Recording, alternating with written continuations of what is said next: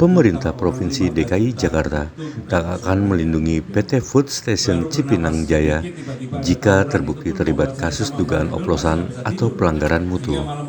Diketahui, Satuan Tugas Pangan Polri mengungkap 3 produsen dan 5 merek yang diduga menjual beras tidak sesuai standar mutu.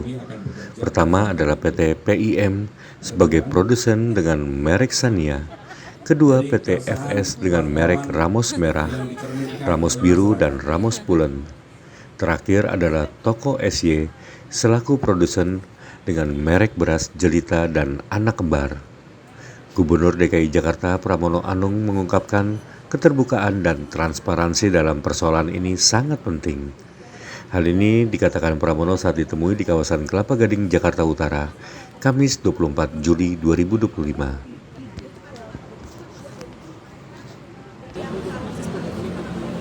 Teman-teman sekalian, yang pertama yang berurusan dengan beras.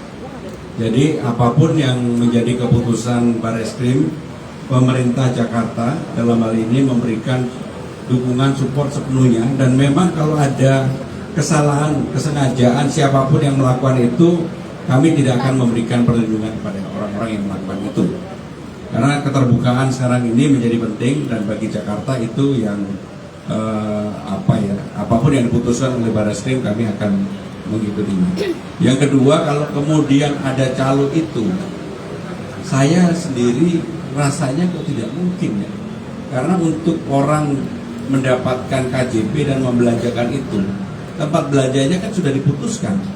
Hanya memang problemnya di lapangan, ketika orang itu akan membelanjakan, seringkali dibilang sudah habis. Kalau enggak, harus nunggu antrian sampai sore. Kalau enggak, baru besoknya dilayani. Nah, yang seperti ini memang ada permainan itu. Kami tidak menutup mata terhadap itu. Nah, untuk itu tentunya pengawasan akan kami lakukan untuk hal yang berkaitan dengan pengguna KJP maupun subsidi pangan yang diberikan untuk itu. Ya. Baik, terakhir. Boleh ya, isu lain. Satu lagi boleh ya. Terima kasih. Pak, ini kan Pak Gub kemarin bilang mau meneruskan apa-apa peninggalan dari gubernur sebelumnya. Nah, untuk jalan layang non-tol di Pluit peninggalan Ahok bakal dilanjutin nggak? Karena ini udah mangkrak dari 2015 alias 10 tahun. Pak Gub, tolong jawabannya mungkin. Pak Wagub nanti yang akan ninjau ya. Karena saya terus terang belum tahu dan ini baru pertama kali.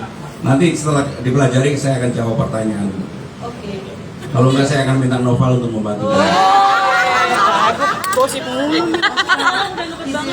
Mau pendalaman soal koperasi desa yang di Jakarta. Karena memang diungkapkan bahwa koperasi desa ini di Jakarta terlibat sekitar 267. Nah, untuk saat ini yang berjalan ini baru di Melawai saja, atau ada di kelurahan lainnya sudah beroperasi, dan nanti itu secara bertahap. Nah, bertahapnya itu apakah secara satu-satu atau berdasarkan kelompokan gitu, mungkin 10 atau 20? Jadi 267 koperasi di Jakarta sudah terbentuk dan kebetulan saya yang menandatangani.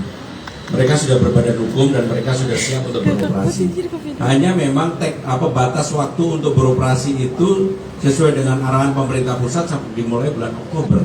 Sekarang ini kan sedang persiapan dan sebagainya.